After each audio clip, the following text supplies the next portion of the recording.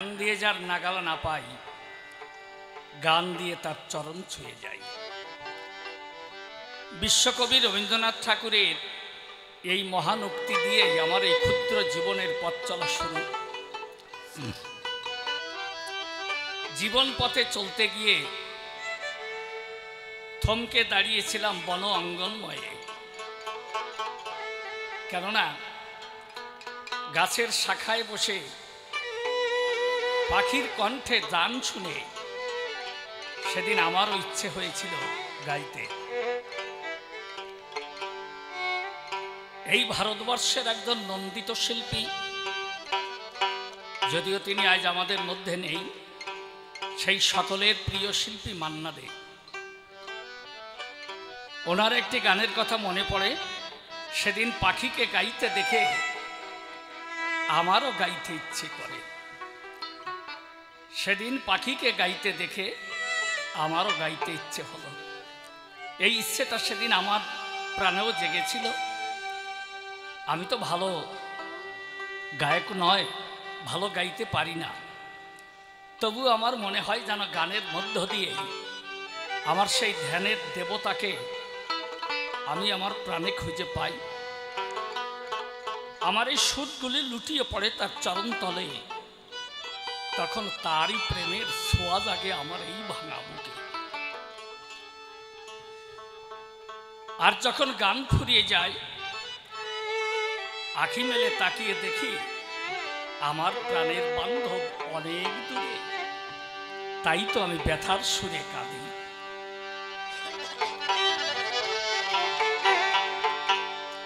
আমার গানের মাঝে, আমার গানের মাঝে তোমায় খুঁজে যত কাছে, আমার গানের মাঝে তোমায় যত কাছে পাই, আমার গানের মাঝে তোমায় যত কাছে পাই। আমার গান ফুরালে আঁখি মেলে, গান ফুরালে আমার গান ফুরালে আঁখি মেলে, চেয়ে দেখি তুমি গানের মাঝে তোমায় যত কাছে পাই, আমার গানের মাঝে তোমায় যত কাছে পাই। আমার গানের কলি, গানের কলি যেন তোমার চরণ ছুঁয়ে যায়। সূর্যেরই আলো তোমায় তোমার পরশ মাথা রয়, ও পরশ মাথা রয়। আমার গানের কলি, গানের কলি যেন তোমার চরণ ছুঁয়ে যায়। আরে সূর্যেরই আলো তোমায় তোমার পরশ মাথা রয়, ও পরশ মাথা রয়। আমার প্রাণে তোমার সৌরভ ছড়ায়, প্রাণে তোমার, আমার প্রাণে তোমার সৌরভ ছড়ায়, আমার আমি ভুলে যাই। গানের মাঝে তোমায় খুঁজে যত কাছে পাই, আমার গানের মাঝে তোমায় খুঁজে যত কাছে পাই। তোমার গানে, তোমার গানে দুনয়নে যখন ঝরে জল, নিজেকে দেখি তখন ঠিক তোমার চরণ ও তোমার চরণে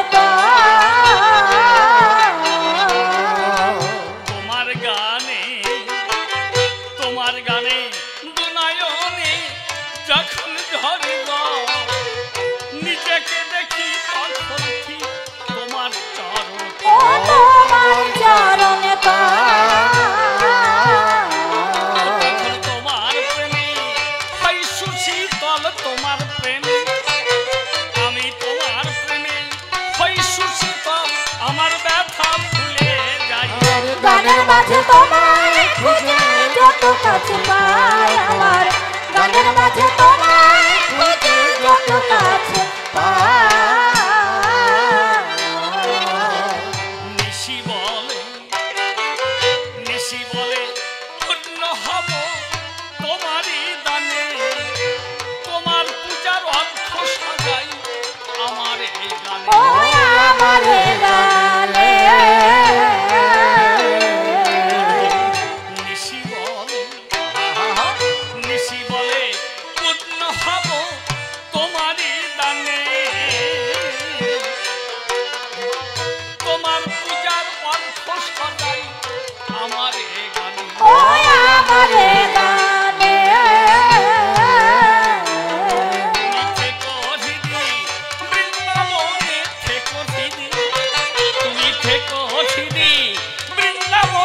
আমার ধ্যানের ঠাকুর প্রাণে গানের মাঝে তোমায় খুঁজে যত কাছে পাই, আমার গানের মাঝে তোমায় খুঁজে যত কাছে পাই।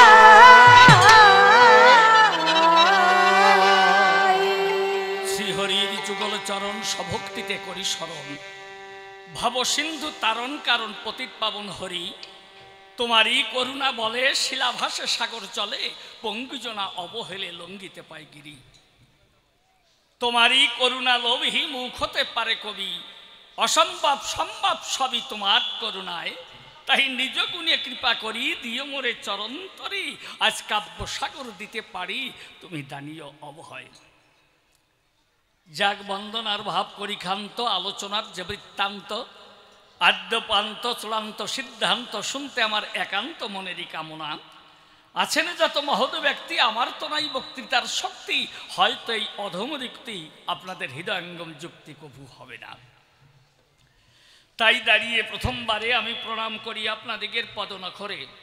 আছেন যত নারী নরে আমার শিরে শুভাশিস করবেন বরিশান, আমি আপনাদিগের শুভাশিস নিয়ে মাথে চলব কবি কাব্য পথে, একমাত্র আপনাদিগের কৃপাতে আজ কবিগান হতে পারে সভ্য সবার সদন। তাই দাঁড়িয়ে সভার ঠাই আমি ভক্তি ভরে আবারও সবাইকে প্রণাম জানাই। আমার পরিচয় আমি নিশিকান্ত সরকার, দিয়েছি দর্শন।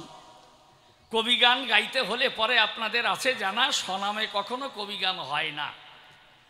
এই জন্য আমার এই নিজ নামটা এখন করে পরিবর্তন। এইবার আমি আমার ভূমিকায় যাব, তার আগে দুটো কথা কব। আমার প্রতিপক্ষ কবি কিন্তু আন্তর্জাতিক খ্যাতি সম্পন্ন অসীমবাবু যেজন, আমরা দুজন একই গ্রামে বসত করি, সত্য কথা প্রকাশ করি। পালপাড়াতে আমরা থাকি দুইজন, দাদা ভাই সম্পর্ক ধরে বাস করি, কিন্তু পালপাড়া ভবানীপুরে। আজ সেই সম্পর্ক দিয়েছে রে কবিগানের করব আয়োজন। তাই আমার মনে আছে, ভাবো এইবার আমি একজন ব্রজবাসী হব, আর অসীমবাবুকে একজন পাগল বানাবো, মানে পাগল যিনি বিচরণ। হ্যালো, এবার কি হলো? হ্যাঁ দাদা, একবার ঠিক হলে আর পরিবর্তন করবেন না। আর এ জিনিস তো আমি ভালো বুঝি না। এই যে টেপা টিভি কোন কায়দায় কি টেপে, কোন জায়গায় টিপ দিলে কি হয়, এ আমি ভালো বুঝি না। এই জন্যে আপনি নিজ গুণে কৃপা করে আর ঠিক করে দেবেন আসরে, যাতে শ্রোতারা আনন্দ পেতে পারে, এইটুকু আমার প্রার্থনা।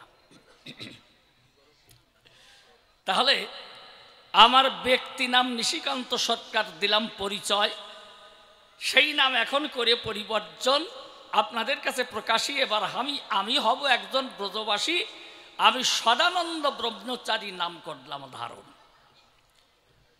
আপনাদের সম্মুখে দাঁড়িয়ে এইবার সদানন্দ ব্রহ্মচারী হয়ে অসীমবাবুকে বিচরণ পাগলের ভূমিকায় দিয়ে এই কবিগান করব আর মোহন। তাহলে দেখেছেন, বিচরণ পাগল, পাগল বলে যারে, আমি একটা কথা আমি জিজ্ঞেস করব, আমি এই পাগলের ধারে এতকাল ধরে যা শাস্ত্রাদি করেছি পঠন, সত্য কথা আপনাদের জানাই, আমি এ পর্যন্ত যা পড়েছি তার মধ্যে কিন্তু এই পাগল কি ব্যাপার, এই ধর্মতত্ত্বের ভিতরে আমি কোনো পাগল তত্ত্ব দেখি নাই, যে পাগল কোনজন। এইবার আমি যদিও একজন বৈষ্ণব মানব ব্রহ্মচারী মানুষ, আমিও খুঁজে ফিরি সহজ প্রেমের পীযুষ। সেই সহজ মানুষ ধরবার কারণ আমি নিবেদন করি আপনাদিগের পদনখরে। আমার কাছেও কিছু শিষ্যরা এসে ব্যাখ্যা করে, কারণ অনেক দিন ধরে আমি এই পূর্ব বাংলার পরে করি বিচরণ। কি দেব পরিচয়? অনেকেই আমার কাছে দীক্ষা নেয়। আমি দীক্ষা স্নাত করি, তখন ভগবানের নাম ধরি, আমি তাকে অনুসরণ করি, সবাইকে দীক্ষা স্নাত করি, ওরা আমাকে সেইভাবে করে গ্রহণ। তবে অনেক দিন আসি নাই, কিন্তু এই পূর্ববঙ্গের পরে আমি নিবেদন করি আপনাদিগের ধারে, এই প্রায় 10 বৎসর পরে আমি পুনরায় দিলাম দর্শন আপনাদের কাছে প্রকাশী। আমি সদানন্দ ব্রহ্মচারী, একজন ব্রজবাসী। এই 10 বৎসর পরে আমি এই বাংলার পরে আসি, এসে কিন্তু আমার উল্টে গেছে মন। কি ব্যাপার? দাঁড়িয়ে বলি আপনাদিগের মাঝে, দেখি দিকে দিকে টঙ্কা বাজে, সিংহাধ্বনি ফুৎকার দেয়। ওই ডঙ্কার বাজনা শুনে খুলে বলি আপনাদিগের সন্নিধানে আমি তো দিশাহারা প্রায়। কি এইরকম শব্দ দূষণ বলে যারে, আমি ভেবে দেখলাম অন্তরে, এই নাকি দলে দলে দেখেন না মানুষ এইরকম লম্বা দাড়ি, মাথায় চুল, হাতে নিশান ধরে ডঙ্কা বাজাইয়ে তারা শঙ্কা এড়াতে চায়। এই জিজ্ঞেস করে লোকের কাছে শুনলাম যে এরা হলো মতুয়া।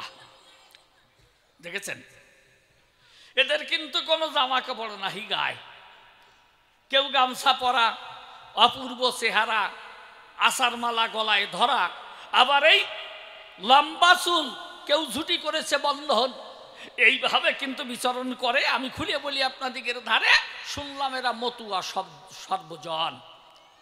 তাই তো জোরে জোরে ডঙ্কা বাজায়, কি দেবো তার পরিচয়? কেউ আবার হাত বাজায়, এইভাবে করে হরিনাম কীর্তন। আমি তাড়াতাড়ি ওই যে বিচরণ পাগল বলে যারে, আমি এলাম তার বাড়ির পরে। বাড়িতে উঠতে গিয়ে সেই চমকে উঠে প্রায় পা ফসকে পড়ার লক্ষণ। যখনই এলাম পাগলের বাড়ি, অমনি সবাই ভিতর থেকে দিল ডঙ্কার বাড়ি। আমার তো প্রাণ পাখি, দেহ যেতে চায় ছাড়ি, তবুও তাড়াতাড়ি নিজেকে করিয়া রক্ষণ। আমি যখন পাগলের কাছে আসি, থেকে পাগলের পাশাপাশি চরণে প্রণাম করলাম অর্পণ। জিজ্ঞেস করলাম পাগলের স্থান। বাবা, তোমার এই পাগল নাম হলো কেন? কই, আমি তো তোমার ভিতরে দেখি না কোনো পাগলের লক্ষণ, তোমার তো মাথা খারাপ না? তাই পাগল বলে কি কারণ?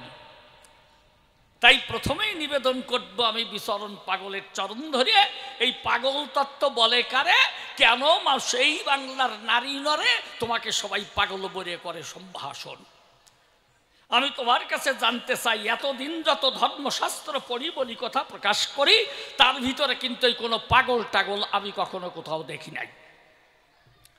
তা বলো, এই হরিচাঁদ ঠাকুরের আমলে তুমি আমার কাছে বলবে খুলে, এই যে দলে দলে আবার পাগল দেখতে পাই, এই মানুষ মতুয়া হইয়া সত্য কথা বুঝাই কইয়ে এইভাবে মাথায় চুলদাড়ি নিয়ে ডঙ্কা বাজাইয়ে এরা নাকি সবাই ওড়াকান্দি যায়।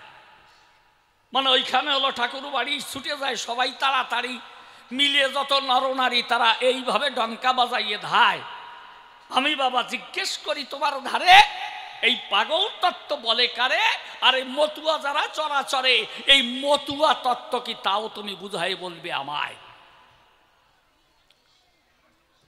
তারপর একজন আমাকে বলল যে শোনো, এই যে লোক আসে হাজার হাজার শত শত, এরা লক্ষ্য করো, আগে তুমি পড়ো লীলামৃত, যা কবি রসদাস তারক গোসাই লিখেছেন। ভাই, একজনে হরি লীলামৃত আমাকে এনে দিল, তাড়াতাড়ি আমার মনটা বড় খুশি হলো। আমি অমনি পাতা উল্টাইয়ে পড়া শুরু করে দিলাম। রে ভাই,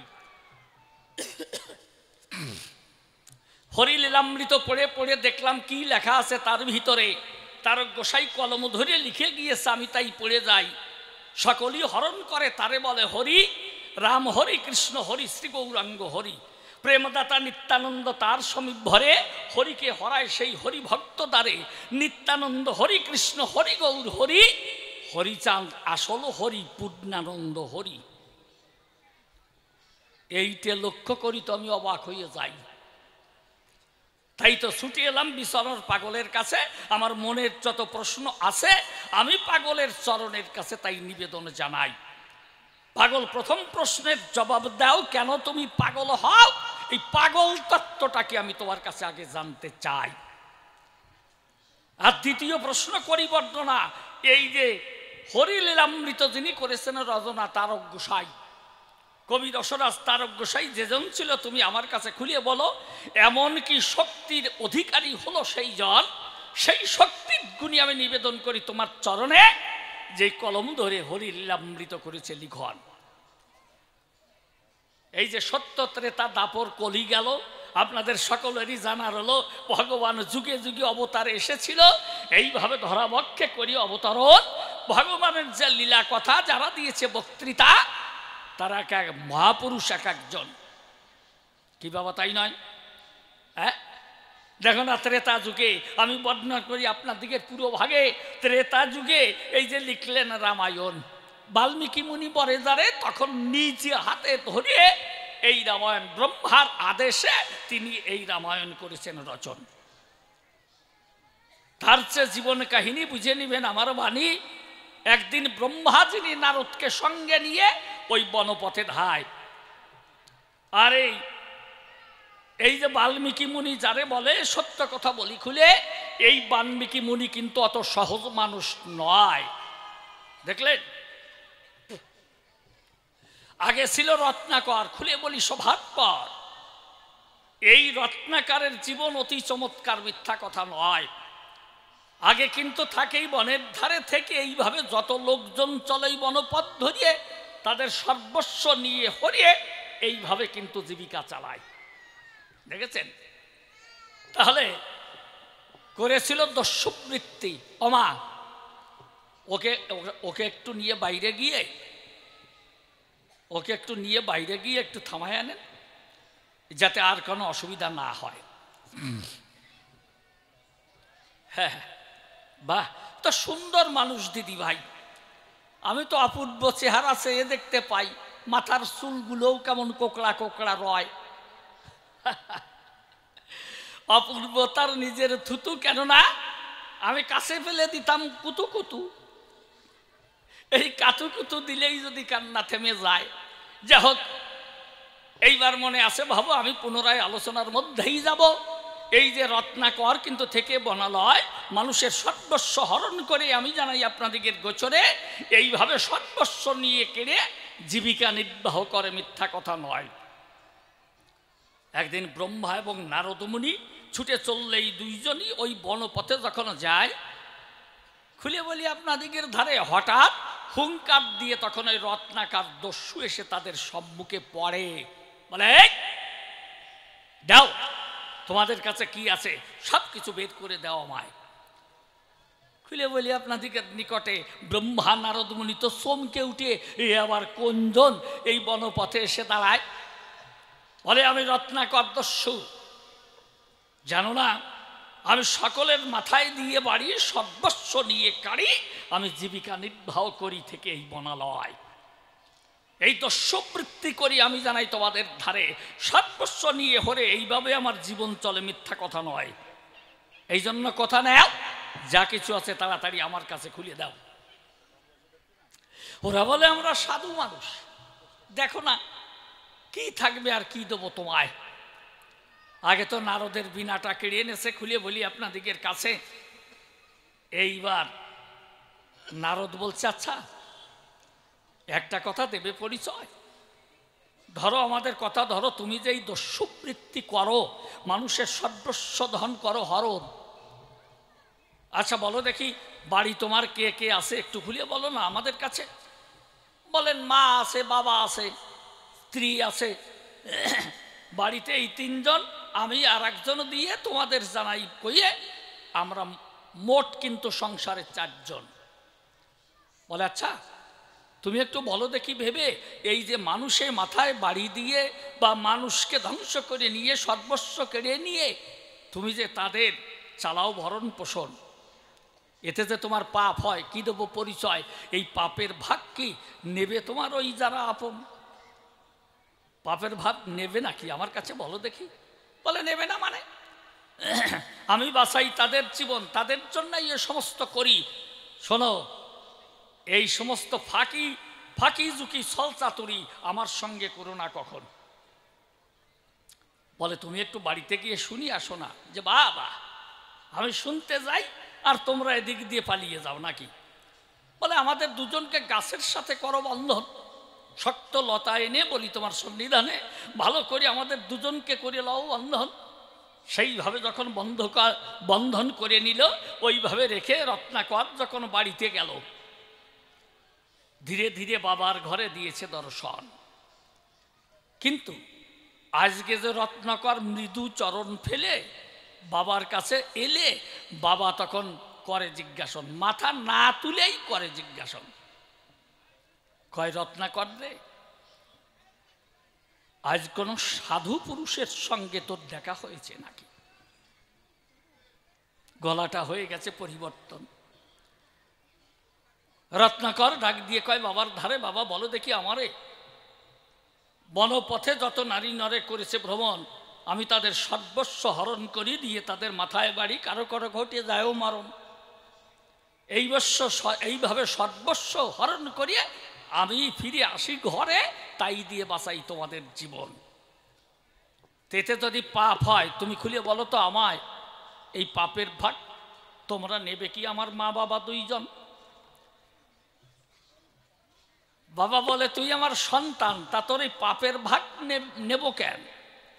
আর আজ থেকে তোর এই পাপান্ন আমরা আর করব না ভক্ষণ। এতদিন আমরা তোকে চেষ্টা করে লালন পালন করেছি, ধরা পড়ে আজ বৃদ্ধ হয়েছি আমরা দুইজন, তোর কাছে করি দাবি তুই আমাদের ভরণ পোষণ চালাবি, তাও সৎ পথে করিয়ে উপার্জন।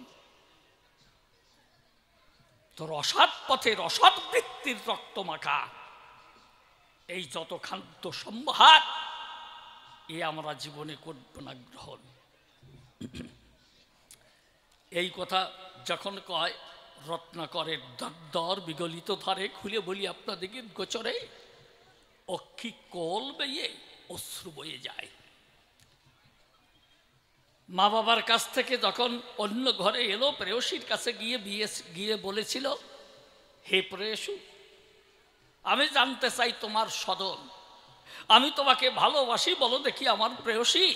তাহলে আমি এই যে মানুষের সর্বস্ব মাথায় বাড়ি দিয়ে সর্বস্ব করে হরণ, আমি শুনতে চাই তোমার নিজের বাণী, আমি যে এই সমস্ত হরণ করে আনি, যা দিয়ে চালাই তোমার ভরণ পোষণ। বলো দেখি তুমি আমার ধারে, এতে যে পাপ লাগে আমার শরীরে, এই পাপের ভাগ তুমি করবে না গ্রহণ? প্রেয়সী বধূ ডাক দিয়ে কয়, রত্নাকরের স্থান, আমি তোমার পাপের ভাগ নিতে যাব কেন? আমি তোমার ধর্মপত্নী একজন, ধর্মকর্ম কোলে পরে যে পুণ্য আদায় হয় চরাচরে, আমি সেই পুণ্যের ভাগ করতে চাই গ্রহণ। করিবর্ত না, তোমার পাপের ভাগ তো আমি নেব না। আজ কিন্তু বিগড়ে গেছে রত্নাকরের মন। এদের কথা শুনে শুনে না জানে কি ধাক্কা লেগেছিল প্রাণে। দু নয়নে যখন ব্যথার জল বয়ে যায়, অশ্রু ধরাতে ছড়াতে পুনরায় ছুটে চলেছে বনপথে, এসে তখন ব্রহ্মা নারদের সাক্ষাতে হলো উদয়। এসে তখন তাদের পাশে অশ্রু জলে ভেসে ভেসে যখন ওদের বাঁধন খুলে দেয়, নারদমণি ডাক দিয়ে বলেছে, রত্নাকরের ধারে কি বলল তোমার মা বাবা? তোমার নিজের প্রেয়সী বা কি দিল পরিচয়? রত্নাকর কথা বলে না। নারদমণি করে বর্ণনা, বুঝেছি। শোনো, একটা কথা বলে যাই, চিরকাল কেউ এদেশে থাকতে পারবে না। দুদিনের তারে মানুষ আসে এই খেলা ঘরে, আবার যার মানুষ তার কাছে যেতে হবে ফিরে, এটা নয় নিজের আলয়। তাই তো আপন দেশে যেতে হবে ফিরে, তুমি একটু দেখো না ভেবে অন্তরে। তা সেদিন তো পার হতে হলে পরে পারের করি হবে প্রয়োজন। এতদিন তো মানুষের সর্বস্ব লুট করো, ধরো আমাদের কথা ধরো, কিন্তু তোমার নিজের পারের ব্যবস্থা কি করেছো কখন? রত্নাকর বলে তাই না, তা তো কখনো করি নাই। ব্রহ্মা বলে এইসব আমি তো আর পারের করির একটু ব্যবস্থা করে যাই। যখন তার কর্ণে রাম নাম দিতে চায়, দিতে জীবনের পরিণাম, ওরা যখন বলেছে রাম, ও রাম বলতে পারে না রসনায়, মরা মরা বলে। ব্রহ্মা ডাক দিয়ে বলে সেকালে এই মরা মরা জপতে জপতে একদিন রাম নাম হইবে উদয়। এইভাবে যখন দীক্ষা রাম নামে দীক্ষা দিয়েছিল, আপনাদের তো রামায়ণে জানার হলো, যা পরিচয় দিয়েছে রামায়ণ, ওইভাবে রত্নাকর ওইখানে বসে খুলে বলি আপনাদের গেট পাশে এই রাম নাম, রাম রাম রাম রাম বলতে বলতে মরা মরা মরা বলতে বলতে রাম নাম হয়ে যায়। দেখেছেন? তাহলে আগে রাম বলতে পারে না, মরা মরা করে সেজনা, এইভাবে করতে জপনা, তখন আস্তে আস্তে রাম নাম হয়। ওই যে দীক্ষা দিয়ে ব্রহ্মা নারদ সরে গেল, ওইভাবে দিনের পর দিন রাম নাম জপ করেছিল আপন রসনায়। উই পোকা উঠে খুলে বলি আপনাদের নিকটে বিরাট বাসা বেঁধে ফেলেছে এই জায়গায়, অর্থাৎ বাল্মীকিকে ঘিরে খুলে বলি আপনাদের গোচরে। বাল্মীকি রত্নাকর দস্যু ছিল, তাই বাল্মীকি নাম হলো কিসের দায়? ওই বাল্মীকি মানে উই পোকা বলে যারে, এই উই পোকা যে তার শরীরে বিরাট বাসা বেঁধে ভীষণ ডিভি তৈরি করেছিল এই জায়গায়। আবার একদিন নারদমণি ব্রহ্মা চলেছে ওই পথে, খুলে বলি আপনাদিগের সাক্ষাতে শুনতে পারে কর্ণপাতে ওই উই পোকার বাসা থেকে রাম নামের ধ্বনি শোনা যায়। রাম নামের ধ্বনি উঠেছিল, আকাশ বাতাস প্রকম্পিত হলো। ব্রহ্মা ডাক দিয়ে বলেছিল নারদের সদন, নারদ একদিন এই পথে যেতে খুলে বলি তোমার সাক্ষাতে রত্নাকর দস্যুকে রাম নামে দীক্ষা দিয়েছিলাম, তখন দেখো দেখি সে কোথায় আছে। আমি জানাই আপনাদিগের কাছে, দেখে ওই উই পোকার বাসা থেকে রাম নামের ধ্বনি হচ্ছে উচ্চারণ। এইভাবে যখন তাকে বের করে নিয়ে এসেছিল, সেই রাম নামে শক্তি পেল। দেখেছেন ওই মহামুনি বাল্মীকি নাম করল ধারণ। আমি জানাই আপনাদিগের ধারে তিনি কিন্তু এই রামায়ণ রচনা করে ব্রহ্মার আদেশে ওই কলম নিয়েছিল ধরে।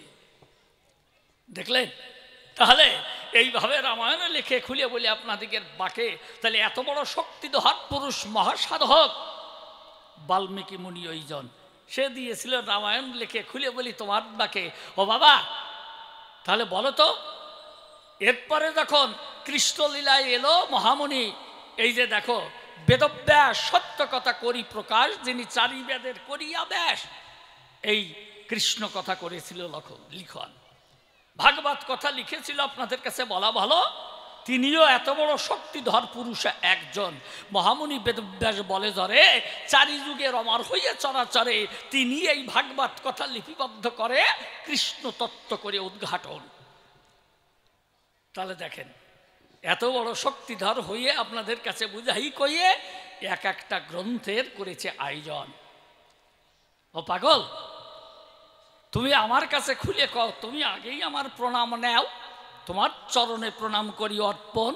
তাহলে আমার প্রথম যে প্রশ্নখানি আপনাদের কাছে ধরেছিলাম টানি, আপনাদের সম্মুখে ধরেছিলাম টানি, পাগল এই পাগল তত্ত্বের কথা আনি জবাব করবে অর্পণ।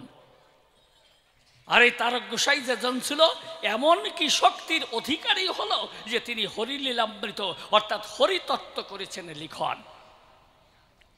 তাই দ্বিতীয় প্রশ্ন তোমার কাছে করি দান, এই হরিকে পূর্ণ ব্রহ্ম পূর্ণানন্দ ভগবান বলল কেন? আর আসল হরি বলে ওই লীলামৃতে করেছে লিখন। তুমি আমার কথা নিও, এই 2 নম্বর প্রশ্নের জবাব দিও। এইবার 3 নম্বর প্রশ্নের করি আয়োজন। ও বাবা, তুমি আবার নিজে আর একখান গ্রন্থ করেছ লিখন, হরিগুরুচাঁদ চরিত্র সুধা, তাতে নাকি মিটায় ভক্তের ক্ষুধা। ওখানেও তুমি গুরুচাঁদ ঠাকুরকে হাইলাইট করলে কি কারণ? জানি হরিচাঁদকে বলল তারক গোসাই ভগবান, এটা লীলামৃতে তার রয়েছে প্রমাণ। আর তুমি লিখেছ যে খারাপ, এই যে হরিগুরু চাঁদ চরিত্র সুধা, তাহলে হরিগুরু চরিত্র সুধা, এতে ক্ষুধা, এতে মিটায় জীবের ক্ষুধা, তা এতে আবার গুরুচাঁদকে ভগবান বলে করলে সম্ভাষণ। তা বলো তো, ভগবানের পুত্র কি করিয়ে ভগবান হলো? তুমি একটু ভালো করি আমার কাছে খুলিয়ে বলো। আপনারা কি রাগ করছেন কোনো জন? হ্যাঁ, দেখেন না, আঘাত না দিলে পরে সোনাও অলংকার হয় না চরাচরে। এই জন্যে আমাদের তো অলংকার করতে হবে সৃজন, তাই তো বাবা? তাই আঘাত না দিলে পরে তাহলে সোনায়ও অলংকার হয় না চরাচরে। এই জন্য একটু আঘাত দিয়ে বলবো পাগলের ধারে, যাতে হরিতত্ত্ব গুরুতত্ত্ব করে উদ্ঘাটন। তাহলে তুমি আমার কাছে খুলে বলো, এই যে তারক গোসাইয়ের কথা মতো, কথা নয় অসঙ্গত, হরিচাঁদ ঠাকুর পূর্ণ ব্রহ্ম ভগবান, এটা হরিলীলামৃতে পাওয়া গেল। তাহলে হরিচাঁদ যদি ভগবান হয়, কি দেবো পরিচয়? তার ছেলে হইয়া গুরুচাঁদকে তুমি ভগবান বললে কিসের দায়? ভালো করে করিবি বর্ণন। আবার হরিচাঁদও বাবা, আবার গুরুচাঁদও বাবা, বাবার বেটা বাবা, ব্যাপারটা হলো কেমন? হ্যাঁ, তাহলে বাবাও বাবা, আবার বাবার ছেলেও বাবা, একবারে এক চোটে এক আসনে বসে এই বাপ বেটা ভগবান হয় কি করে? একটু ভালো করে কবা। একজন বলছিল যে, শোনরে দাদা ষষ্ঠী, তুই দাদা তুই দাদা তোর বাবা দাদা, তোরা দাদার গোষ্ঠী। দেখেছেন? বলে শোনরে দাদা ষষ্ঠী, তুই দাদা তোর বাবা দাদা তোরা দাদার গোষ্ঠী। তেজে হয়ে গেল সেই রকম। লিকেজটা যেন না হয়। আচ্ছা দাদা, না মাইক ম্যান খুবই ভালো, মাইক তো অতি চমৎকার, খুলে বলি আপনাদের ধার। আর মাইক ম্যানও হয়েছে তেমন, যেমন অপূর্ব মাইক, আর মাইক ম্যান দাদা অমাইক। হ্যাঁ হ্যাঁ, তাহলে অমাইক মাইক, আমার মাইক ম্যান দাদা অমাইক, সত্যি তার পরিচয় পাই। এইবার যাব আমার আলোচনার ভিতরে। তাহলে দুইখানা প্রশ্ন করেছি, তারে তিনখানা ধরে জিজ্ঞাসা করতে চাই। তুমি আমার কাছে খুলে বলো, এই বাবার বেটা বাবা কি করিয়ে হলো? তাহলে হরিচাঁদ যদি বাবা হয়, আবার তার ছেলে গুরুচাঁদ বলে যারে, তারেও বাবা বলে সম্বোধন করলে চরাচরে, এই কি করিয়ে বাবার বেটা বাবা হয়? আমি তোমার কাছে জানতে চাই। তাহলে আর কি দরকার আছে? হ্যাঁ, আমি জানাই আপনাদিগের কাছে। তা এই প্রশ্নগুলির জবাব যদি পাই, মনে করলাম বিবেচনা, আর বেশি তারে কিছু বলবো না। এইবার ছোট্ট একখানা গান গেয়ে তারপরে বিদায় নিয়ে যাই।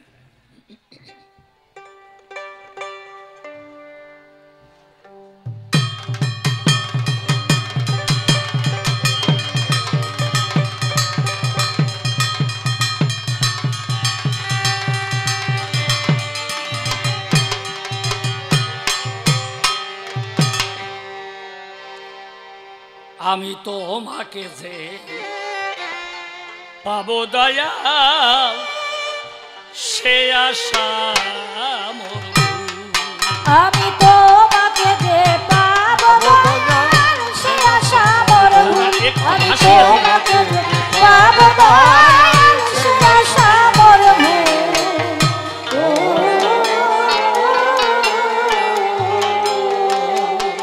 আমার মরুময় মন বাগিচায়, মরুময় মন বাগিচায়, মরুময় মন বাগিচায় ফুটলো না ভক্তি মুকুল। তোমাকে যে পাবো দয়া, সে আশা মোর ভুল। আমি তোমাকে যে পাবো দয়া, সে আশা মোর ভুল।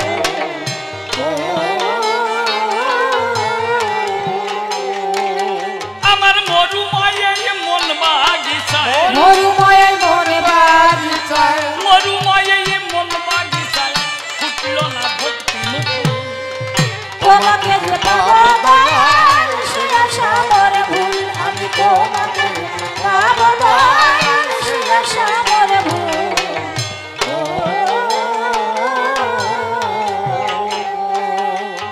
মুখে আমার ভাগ্নের বলি, বাহিরে মোর জাহির যেমন ভিতরে ও ভিতরে আরা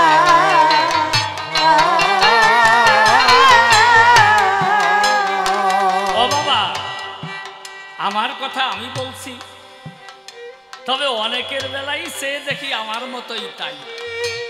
দেখেছেন মুখে অনেক বড় বড় বুলি আওড়ায়, কিন্তু ভিতরে তা নয়। তাই আমার গানের কথা, মুখে আমার ধর্মের বুলি, কর্মের বেলায় ফাঁক, বাহিরে মোর জাহির যেমন ভিতরে ও ভিতরে আরা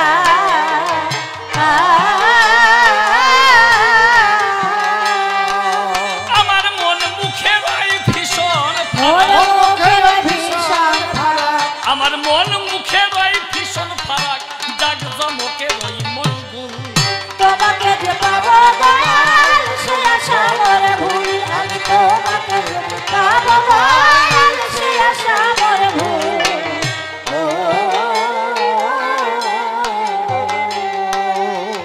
হ্যালো হ্যালো, আগের সে একটু অন্যরকম হয়ে গেল, দেখেন তো।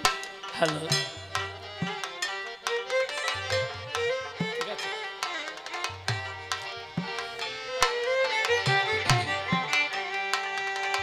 এই দুর্লভ মানব জনম পেয়ে এসেছি ভাবে, ওরে বিষয় মদে বললাম মাত্র আত্মগৌরবে। ও আত্মগৌরবে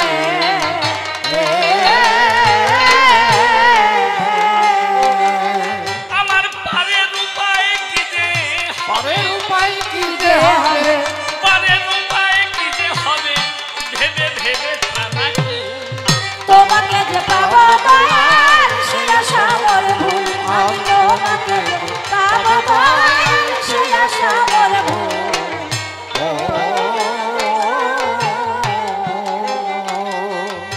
অবহেলায় কেটে গেল সারাটি জীবন, একদিনও না তোমার নামে ঝরল মন। ও ঝরল মোর নয়ন ও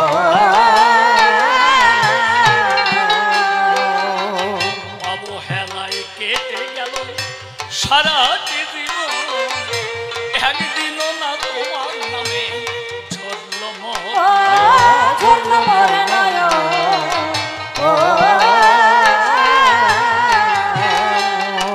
ও যদি ধরতাম সাধু গুরুর চরণ, ধরতাম সাধু গুরু চরণ আমি অটুলেতে পেতাম তোমাকে যে পাবো দয়াল সে আশা মোর ভুল আমি তোমাকে যে পাবো দয়াল সে আশা মোর ভুল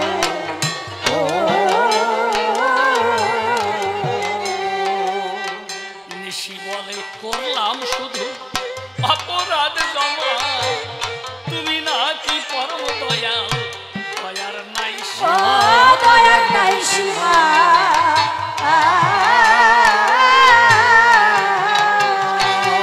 অধম নিশি বলে করলাম শুধু অপরাধ জমা, তুমি নাকি পরম দয়াল, দয়ার নাই ও সীমা। দয়ার নাই সীমা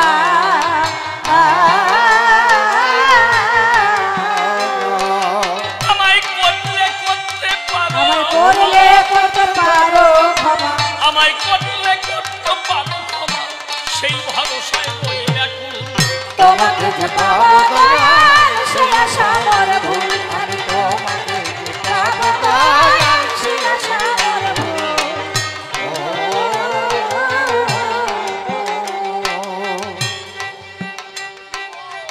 আমি সদানন্দ ব্রহ্মচারী দিলাম পরিচয়, প্রতিপক্ষ কবি যিনি হয়েছেন উদয়। অসীম বাবু বিচরণ পাগলের ভূমিকাতে যাবে, জবাব দিয়ে সকলকে আনন্দে মাতাবে। এই জন্যেই মনে মনে করি বিবেচনা, প্রথমবারে আর বেশি তারে বলিতে যাব না। প্রথম প্রশ্ন পাগল তত্ত্ব করবেই উদ্ঘাটন, আপনারা বসে বসে করিবেন শ্রবণ। হরিচাঁদ পূর্ণ ব্রহ্ম ভগবান হলো, তার গোসাই নামৃতে পরিচয় জানালো। কলিগুণে তার গোসাই কোন লিখলেন ওরে কোনে গুনে তার গোসাই লিখলেন গ্রন্থখানা ভালোভাবে তুমি এবে তার দেবে যে নমুনা আবার গুরুচাঁদ ঠাকুর কি করে ভগবান হয় ভগবানের ঘরে যদি হয় যে উদয়, ভগবানের সন্তান ভগবান হলো নিজে বাবা হয়ে আমার ছেলেও বাবা হলো বাপ বেটা দুইজন হলো ভগবান ভালোভাবে তুমি এবার করবে জবাবদান তবে আর বেশি কথা বলবো না এইখানে ছেড়ে দিব কাব্য আলোচনা চারখানা প্রশ্ন